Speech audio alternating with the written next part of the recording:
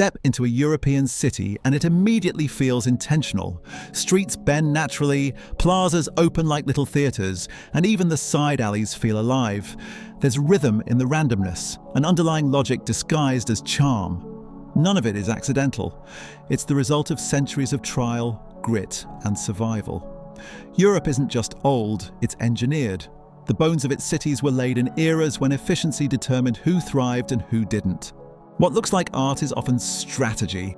Narrow lanes once slowed invaders and kept homes within shouting distance of safety. Density meant protection. Closeness meant community. Every block was built with purpose, not convenience. While the rest of the world reinvented itself around asphalt and cars, the cities of Europe evolved inward, refining compactness instead of escaping it. Cobblestone corridors became modern arteries, and neighborhoods designed for foot traffic now function better than some modern megacities built from scratch. How did that happen? How did a continent that rebuilt itself after every war end up as a global template for livability? The answer starts with the earliest European towns. Trading posts that grew into ecosystems designed for people long before anyone had to plan for engines. If you look at an American city from space, you see logic, tidy squares of repetition.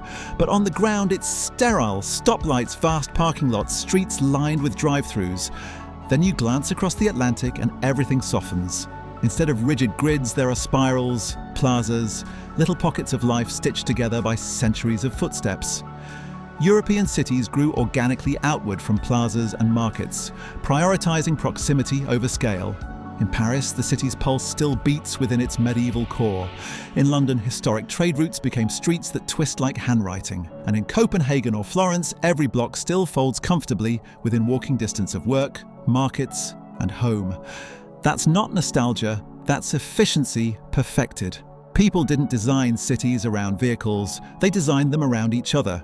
You can stroll from a bakery to a tram stop without ever crossing a 6-lane road. Everything you need sits within a few minutes. Life condensed without feeling constrained. Compare that to the American model, where cities stretch endlessly to fit cars instead of people. Distance is normal, yet connection is rare. Europe chose differently. It designed life at the speed of conversation, not combustion. Today, those same old layouts have become blueprints for sustainability and sanity. Walkable, vibrant, and human. Europe's beauty often hides its discipline. Behind the charming architecture lies something colder and smarter: policy. Each rebuilding, each renovation became an experiment in how to make cities denser, cleaner and faster without losing soul. When the European Union emerged, it turned that philosophy into law. Livability wasn't a luxury, it was an investment. The EU poured billions into smart city programs that connected housing to transport, revitalized public spaces, and made energy efficiency part of everyday planning.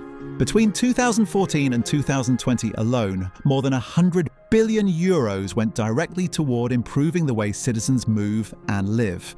The payoff isn't hidden in government reports, it's visible on the streets. Shorter commutes, cleaner air, safer intersections, and public spaces buzzing with life. European leaders understood early that design and economy are inseparable. A well-planned metro line increases productivity more than a tax cut ever could. Every park, tram, and high-speed line isn't decoration. It's infrastructure that returns value daily. Europe turned design into a silent engine of growth, practical, deliberate, and profoundly human. To most of the world, the car represents progress. To Europe, it became a warning. After decades of smog, gridlock and noise, many cities realized that endless driving would choke their future. So they tried something radical. They fought back. Instead of adding more lanes, they took them away. Governments raised fuel taxes, tightened parking, and banned cars from historic centres entirely. In Oslo, entire districts are pedestrian-only zones. Paris transformed the Seine embankment into a riverside park. Madrid shut down car access to its downtown core. Critics predicted chaos. What happened instead was harmony. Traffic dropped, air cleared, and street life exploded. Cafes spilled into roads once suffocated by exhaust. Local businesses made more money because people now walked past their storefronts rather than speeding by. This wasn't an attack on innovation. It was a reclaiming of public space. And Europe made sure people had better options. The continent's web of trams, subways and buses became so convenient that owning a car felt unnecessary. A culture built on trust in public infrastructure replaced one built on isolation behind a steering wheel. When systems actually work, people adapt, and in Europe they adapted fast. Car dependency faded, and cities finally began to breathe again. Nowhere is that transformation more visible than in Europe's railways, a network so synchronized it functions like one giant organism.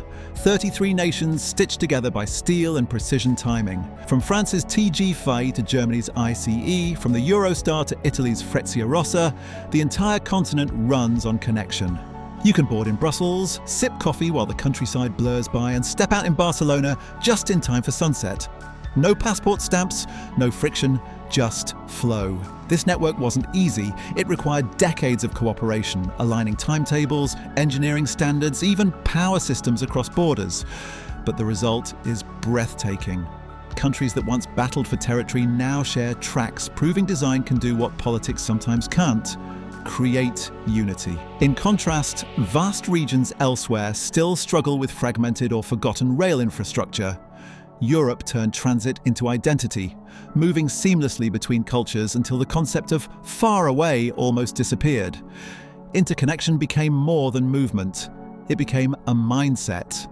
And while trains connected nations, bicycles redefined everyday life. The cycling revolution began out of crisis.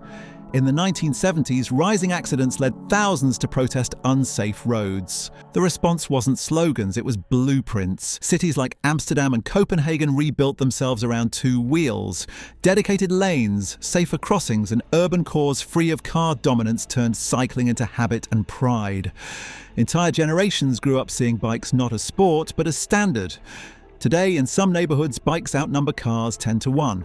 The benefits stack up everywhere. Cleaner air, stronger local business, fitter citizens, lower emissions. Cafes thrive where people park bikes instead of idling engines. The rhythm of the city slows just enough for life to feel present again. What's remarkable is how seamlessly cycling fits into Europe's wider system. You can pedal to the station, roll your bike onto a train and ride across countries in hours.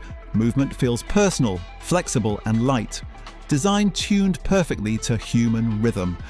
But the most powerful connection isn't physical, it's political.